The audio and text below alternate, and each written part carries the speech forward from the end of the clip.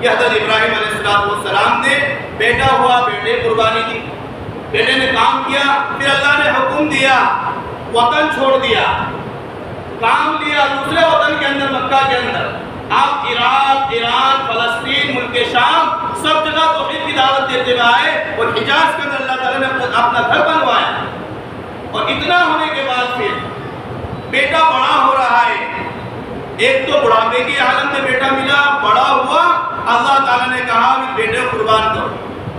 ہر حکم کا پابند ہے ایمان والا، اللہ کا جو حکم قرآن کے ذریعے سے ہمیں ملا ہے، اللہ کے رسول صلی اللہ علیہ وسلم کے ذریعے سے ہمیں ملا ہے، ہم اس حکم کے پابند ہیں۔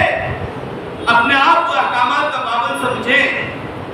آج ہم نے آزاد اپنے آپ کو سمجھ لیا، میں تو آزاد ہوں، مجھے کون کہنے والا ہے؟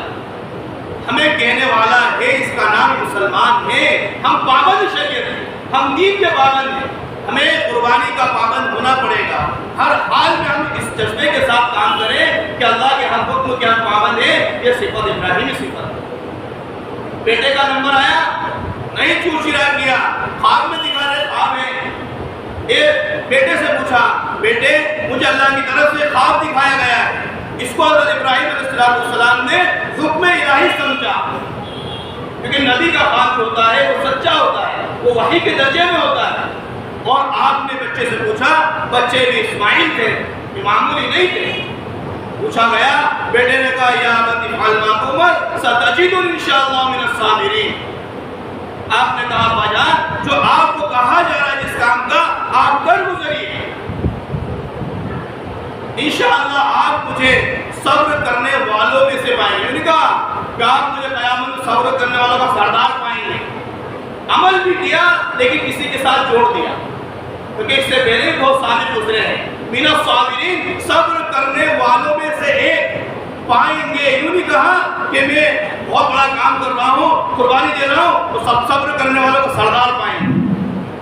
عمل کرو لیکن عمل قبولیت اللہ کے اوپر چھوڑیں۔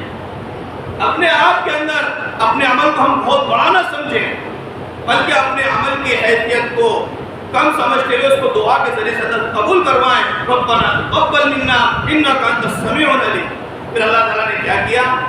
بعض روایت میں ملتا ہے کہ اللہ نے دمبا بھیج دیا جنت سے، اور بعد میں یہ بات ملتی ہے کہ ابراہیم علیہ السلام کو حکم دیا کہ بیٹے قربانی کے بجائے آپ دمبے قربانی کیجیے۔ اللہ تعالیٰ نے آپ کی قربانی قبول فرما لی، اور اس یادگار کو باقی رکھنے کے لیے، اس احساس کو باقی رکھنے کے لیے امت محمد صلی اللہ علیہ وسلم پر ہر سال مالداروں کے لیے قربانی کو واجب کر دیا یاد ابراہیمی میں۔